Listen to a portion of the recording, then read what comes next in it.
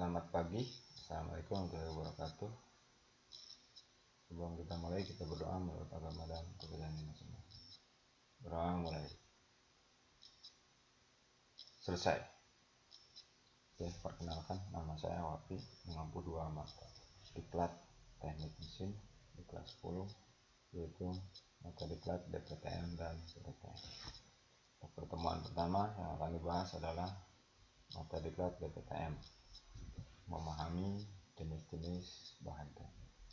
Bahan-bahan teknik logam terdiri dari 2 jenis, yaitu logam non-ferro dan logam ferro.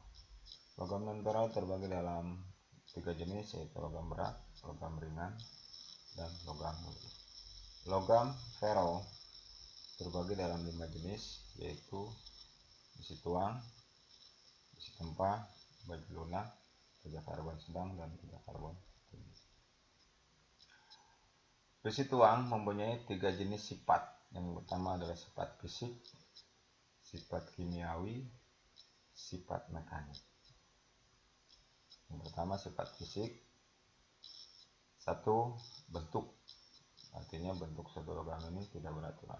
Yang kedua itu keras dan mudah dilebur, artinya ketika dibentuk dia mudah untuk dipanaskan dengan titik lebur 1250 derajat Celcius.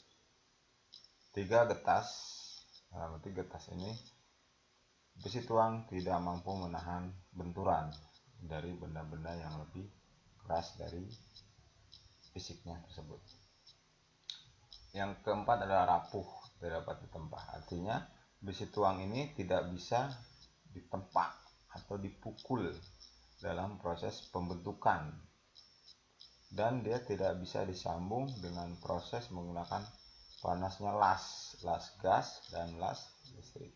Dia hanya bisa diproses melalui peleburan, melalui proses peleburan kalau dia bisa, atau kalau bahasa kita pencetakan atau pengecoran.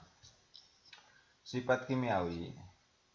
Dari sifat kimiawi ini adalah temperatur leleh 1250 derajat Celcius. Yang dimaksud dengan sifat kimiawi, benda tersebut atau besi tuang tersebut akan rusak ketika kena percikan bahan kimia yang mengandung asam sulfat, contohnya air aki dan air garam. Ini akan melebur dengan titik leleh 1250 derajat. Artinya dia akan rusak setelah melebihi batas dari titik leleh tersebut. Tidak mudah berkarat. Inilah tidak mudah karat. Makanya di sini titik leburnya tinggi, 1250 derajat Celcius. Sifat mekanis dapat dikeraskan dengan cara dipanasi kemudian didinginkan secara mendadak. Kekuatan tekannya sekitar, jadi dia mempunyai besi tuang tersebut mempunyai kekuatan tekan sampai 6000 kg per senti, dan kekuatan tariknya hanya 500 kg per senti. Jadi ini kekuatan tekannya tinggi, kekuatan tariknya rendah, jadi 500 kg per senti. Kedua, ketegangan saat pendinginan berkontraksi menjadi sesuatu.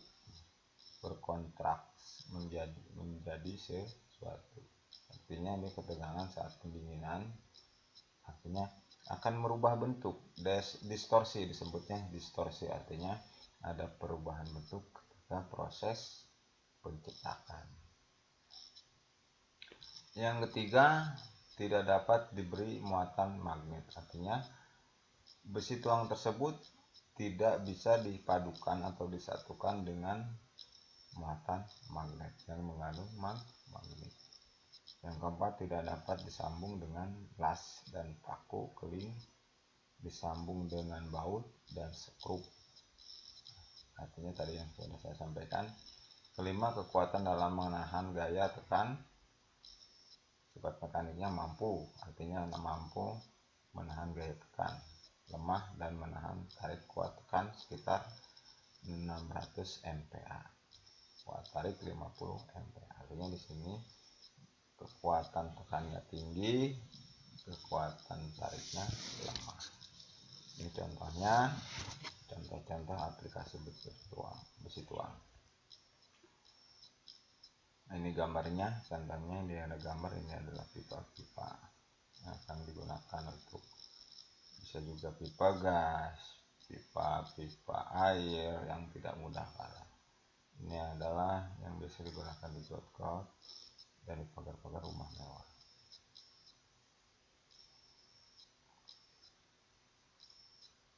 Oke, kita lanjutkan. Nomor 2 adalah di sini ada aplikasi pemakaian besi tempat. Tadi yang disampaikan di sini poinnya besi tempat. Artinya besi tempat di sini pemakaian setelah lama digantikan oleh baja struktur. Artinya di sini besi tempat ini suatu besi yang proses produksinya atau pembentukannya atau pembuatan suatu benda dengan proses di tempat, dipukul, ditekan, dilipat, dibending. Ini adalah pembentukan suatu proses besi tempat. Yang ketiga adalah baja lunak. Baja lunak mempunyai sifat dapat ditempa dan lunak. Kedua, berat jenis 7,80. Ductile atau lihat kekuatan baja lunak ini ya. Ductile mempunyai kekuatan. Keempat, lebih keras dan kuat dari besi tempa. Yang kelima, sifat mekaniknya mudah dilas, dapat diberi muatan magnet. Yang ketiga, hampir dipakai pada semua struktur kuda-kuda kolom baru. Ya, ini contohnya. Oke, baja karbon sedang. Sifat fisik, kekuatan lebih tinggi daripada baja karbon rendah. Sifat mekaniknya, sifat sulit untuk dibengkokkan, dilas, dipotong. Sifat kimiawinya, temperatur lebih sekitar 1400 derajat Celcius. Penggunaannya menghubungkan batang, pin engkol, as, roda. Ini contoh gambar. Oke, ini gambar-gambarnya. Artinya dari ketiga jenis ini, keempat jenis ini, logam mempunyai sifat. Semua logam mempunyai sifatnya yang berbeda. Dari di sini ada sifat fisiknya, sifat kimiawinya, sifat mekaniknya. Semua jenis logam mempunyai sifat-sifat dari tiga jenis sifat tersebut. Baik, terima kasih.